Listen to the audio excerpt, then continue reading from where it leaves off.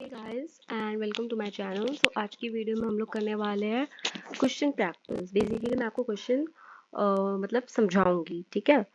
And आपको मैं important questions जो कि मतलब आपको राइटिंग प्रैक्टिस करने की ज़रूरत है वो मैं मार्क करवा दूंगी। आप लोग सिर्फ उतना क्वेश्चन का राइटिंग प्रैक्टिस कर लेना, चैप्टर 6 का, ठीक है। चैप्टर 6 का क्वेश्चन प्रैक्टिस अपन करने वाले हैं। आज हम लोग करेंगे ICAI मॉड्यूल से। मैं आपके लिए RTP, MTP एंड PYQs भी लेके आऊंगी, बट आफ्टर सम टाइम। अभी हम लोग करेंगे ICAI मॉड्यूल से, क्योंकि मॉड्यूल का question is very very important. So हम लोग को बिल्कुल भी इग्नोर नहीं करना है मॉड्यूल के क्वेश्चन को, ठीक है। फर्स्ट क्वेश्चन है, how will a copy of instrument evidencing creating of charge and required to be filed with registrar to be verified. यहाँ पे आपका जो कीवर्ड है ना, आप ये देखो, वेरीफाइड।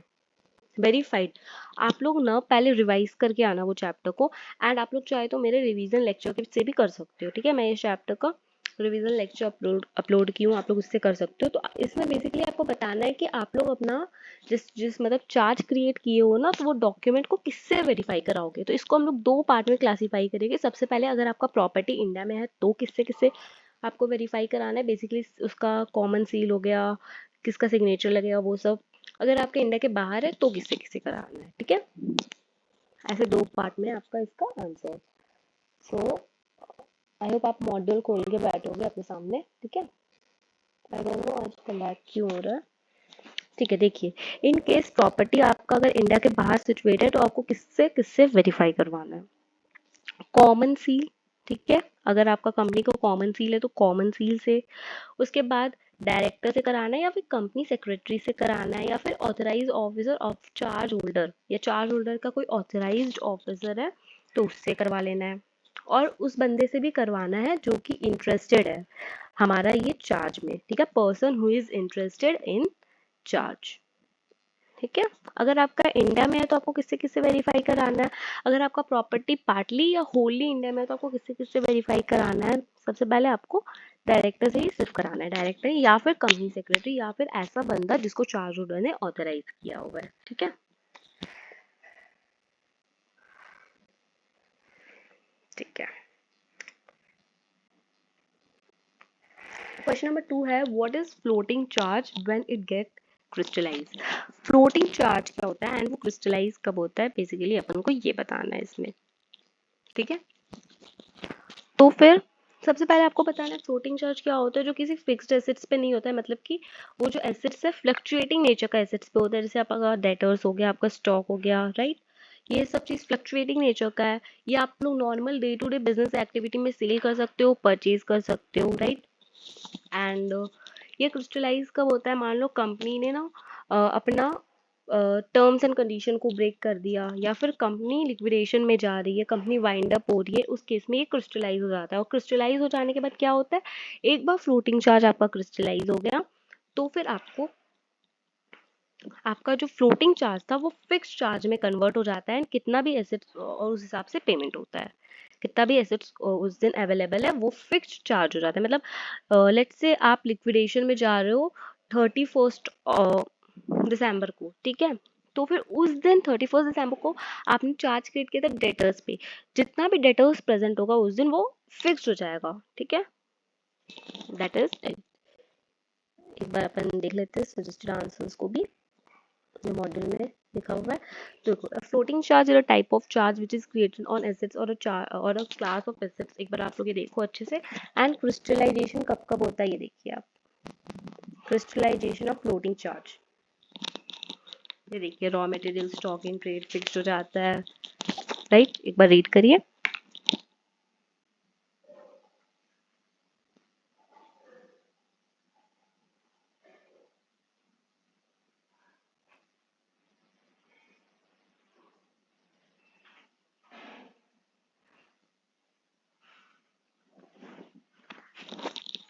अब अपन देखते हैं नेक्स्ट क्वेश्चन,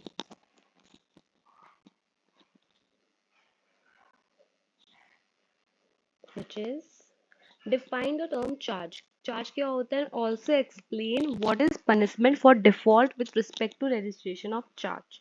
देखिए, इसमें ये वाले चैप्टर में ना आपका सिर्फ और सिर्फ एक ही अमाउंट था, ऐसे पेनल्टी वाला अमाउंट था, जो कि आई गेस आपका सेक्शन 86 में था। एंड मैं अपने रिवीजन लेक्चर में वो मार्क करवाई थी कि वो आपको लर्न करना है, वो इंपॉर्टेंट है, ठीक है। तो देखिए यहाँ पे वो क्वेश्चन भी आ गया है।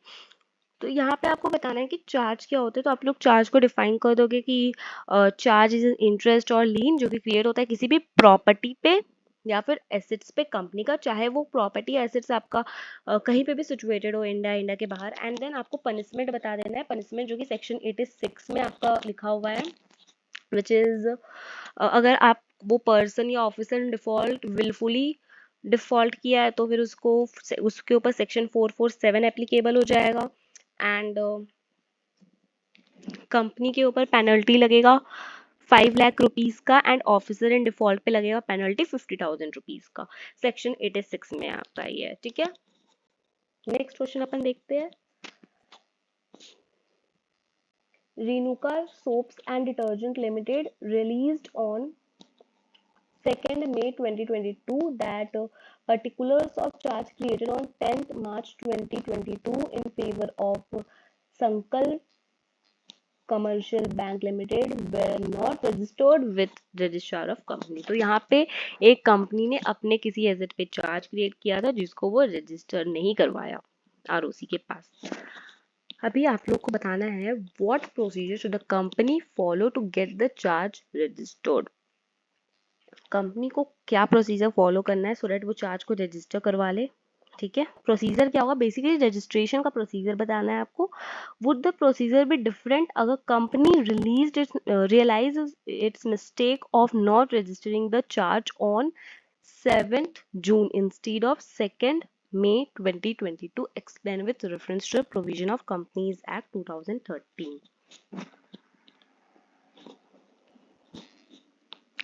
आप लोग देखो 2 मई 2022 तो बेसिकली हमको 30 दिन का टाइम मिलता है ना, सॉरी 10 मार्च 2022 30 दिन का टाइम मिलता है हम लोग को अगर हम लोग रजिस्टर कराना चाहते हैं। फिर एडिशनल 30 डेज का मिलता है, ऐसा होता है। तो अगर आपने एक बार चार्ज रजिस्टर नहीं कराया 30 डेज का टाइम में, आपको एडिशनल 30 डेज मिल जाएगा। 30 डेज इसका कंप्लीट होगा 10th अप्रैल को, ठीक है। 10th अप्रैल नो 9th अप्रैल को कंप्लीट होता है। मार्च का 21 days and then yes, and then again आपको 30 डेज एडिशनल मिलेगा, ठीक है। और फिर 30 डेज जो आपको एडिशनल मिलेगा यानी कि विद इन 60 डेज आपका ये वाला दिन वो रियलाइज हुआ कि हाँ उसको रजिस्ट्रेशन करा लेना चाहिए, तो फिर अब वो जाके रजिस्टर करवाएगा। प्रोसीजर क्या होगा, आरओसी के पास एप्लीकेशन लेके जाना है, इंक्लूडिंग जो भी आपका इंस्ट्रूमेंट था जिसमें हमने चार्ज क्रिएट किया है वो सब कुछ लेके जाना है, एंड उसको बता देना है, एक रीज़न बताना है कि मैं 30 डेज में क्यों नहीं करवा पाया, वो रीज़न बता देना है उसको, ठीक है। एंड रीज़न बता देने के बाद आपका रजिस्ट्रेशन हो जाएगा। लेकिन अगर कंपनी 7th जून को उसको रियलाइज़ होता है कि तो रजिस्टर नहीं करवाया है, ठीक है, कंपनी को 7 जून में रियलाइज होता है कि उसने रजिस्ट्रेशन नहीं कराया, तो ये 30 एडिशनल 30 डेज वाला क्राइटेरिया भी खत्म हो गया। तो फिर आपको फिर से 60 डेज मिल जाएगा, ठीक है। फिर से एडिशनल 60 डेज आपको मिल जाएगा।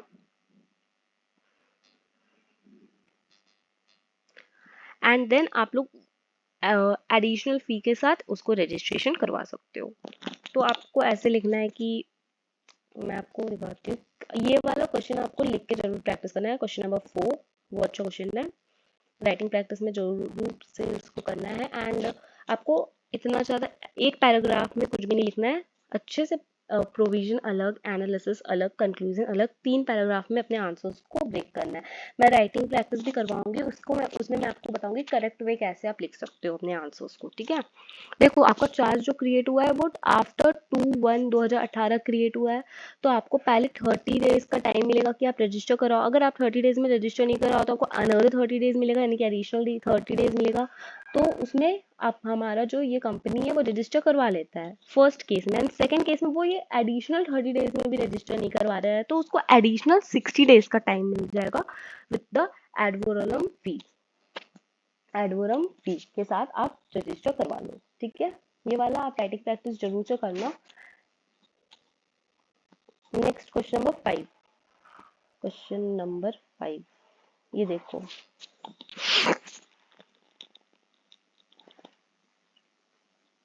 Mr.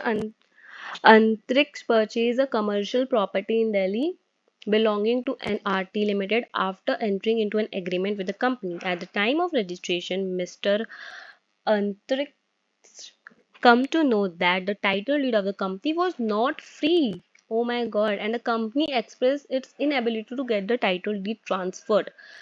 अब क्या उसके पास ये ऑप्शन है कि वो जाके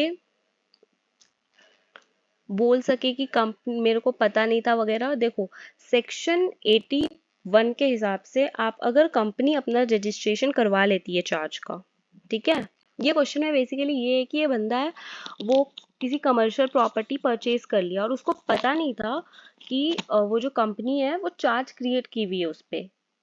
तो क्या अब इसके पास ऑप्शन है? नहीं है ऑप्शन, क्योंकि कंपनी रजिस्टर करा ली। हम लोग एज्यूम कर रहे हैं कि कंपनी जो है रजिस्टर करवा ली थी अपना वो प्रॉपर्टी को आरओसी के पास। एंड कोई भी प्रॉपर्टी अगर आपका आरओसी के पास रजिस्टर हो जाता है उसको डीम्ड पब्लिक नोटिस मान लिया जाता है अंडर सेक्शन 82। ठीक है, वो under section 82 I guess, under section 80, sorry I think 80, हाँ, सेक्शन 80 के अंदर अगर कंपनी अपना कोई चार्ज क्रिएट की है उसको आरओसी के पास रजिस्टर करवा चुकी है तो वो डीम्ड पब्लिक नोटिस मान लिया जाता है। ठीक है, डीम्ड पब्लिक नोटिस मान लिया जाता है। तो ये बंदे ने चेक नहीं किया तो इसमें कंपनी कुछ नहीं कर सकती है, कंपनी के ऊपर कोई ऐसा लाइबिलिटी नहीं आएगा, वो बंदा का गलती है, ये कंपनी से ऐसे क्लेम नहीं कर सकता है। ठीक है, तो वही कंपनी बोल रही है कंपनी हेल्प नहीं कर सकती है इसके लिए, उसका गलती था क्योंकि उसने वो रजिस्ट्रेशन ऑफ चार्ज को डीम्ड पब्लिक नोटिस माना जाता था, ऐसा एज्यूम कर लिया था कि उसको पता था कि इस पे चार्ज क्रिएट हुआ हुआ है। तो आपको ऐसा लिखना है कि according to section 80 of the companies act, अगर चार्ज किसी एसेट्स पे या अंडरटेकिंग पे क्रिएट होता है और उसको हम लोग रजिस्टर करवा चुके हैं तो उसको पब्लिक नोटिस डीम्ड कर लिया जाएगा। एंड अगर कोई पर्सन वो प्रॉपर्टी के साथ डील करता है तो ऐसा मान लिया जाएगा कि उसको कंप्लीट नॉलेज है वो रजिस्ट्री उसका चार्ज के बारे में, इसीलिए यहाँ पे इसको कोई कंपनी के ऊपर कोई लाइबिलिटी नहीं होता है, कंपनी इज करेक्ट। ठीक है, एनआरटी लिमिटेड इज करेक्ट। ये वाला भी आप लिख के देखना, question number 4 and question number 5 में आपको बोली हूँ कि आप लोग एक बार राइटिंग प्रैक्टिस उसका कर लेना अगर आपके पास इनफ टाइम है तो। ठीक है, company is required to keep a register of charges at its RO. ठीक है, considering this statement mention the provision of the companies act. देखो, कंपनी को अपना रजिस्टर ऑफ चार्जेस को अपने आरओ में रखना है, ये सेक्शन 85 में बोला गया है। ठीक है, कि कंपनी को अपना रजिस्टर ऑफ चार्जेस को and instrument creating the charges को, ये सारे चीज को अपने आरओ में मेंटेन करके रखना है। एंड आपको रूल 10 का सारा कुछ उसमें लिखना है कि आपको चार्जेस के बारे में सब कुछ तुरंत तुरंत लिखना होगा। जैसे ही आपका कुछ आपने कुछ किया वो चार्ज में, वो आपको नोट करना होगा, उसका रजिस्टर मेंटेन करके रखना होगा, सारा एंट्रीज इमीडिएटली ट्रांसफर करना होगा अपने रजिस्टर में। ठीक है, एंड उसको ऑथेंटिकेट कराना होगा बोर्ड के द्वारा, या अगर बोर्ड ने किसी पर्सन को ऑथराइज किया है तो उसके द्वारा। This was question number 6। अभी अपन लोग देखते हैं question number 7। ABC Limited created a charge in favor of OK Bank, which was duly registered. Later on, the bank enhanced the facility by another 20 CR. देखो, पहले जो ये कंपनी है वो ओके बैंक के साथ एक चार्ज रजिस्टर की, ठीक है, चार्ज क्रिएट की है। फिर बैंक जो है अपना फैसिलिटी को बढ़ा दिया है 20 CR से। तो अब मॉडिफिकेशन हो रहा है, ठीक है, मॉडिफिकेशन हुआ ना, पहले आपका लेट से एक्स अमाउंट था, अभी वो एक्स अमाउंट में 20 CR और बढ़ गया, तो मॉडिफिकेशन हो रहा है और कंपनी ने ना वो मॉडिफिकेशन को रजिस्टर नहीं कराया। एडवाइस करो कंपनी को as to course of action to be pursue in this regard. देखो, कंपनी को पहले आपको लिखना है कि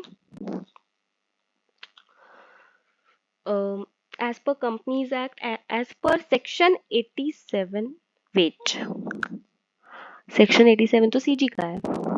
इसमें आपको बेसिकली लिखना है कि कंपनी को अपना मॉडिफिकेशन कराना होता है, एंड बाय चांस अगर कंपनी मॉडिफिकेशन नहीं कराती तो सेक्शन 87 के अंदर आपको ऐसा राइट है कि आप सीजी के पास जाके, सीजी अगर चाहे तो आपको एडिशनल डेज दे सकता है ये मॉडिफिकेशन अपना रजिस्टर करवाने के लिए। ठीक है, ये वाला भी अगर आप लोग चाहो तो लिख के देख सकते हो। एक बार हम लोग मॉड्यूल का सजेस्टेड आंसर्स रीड करते हैं।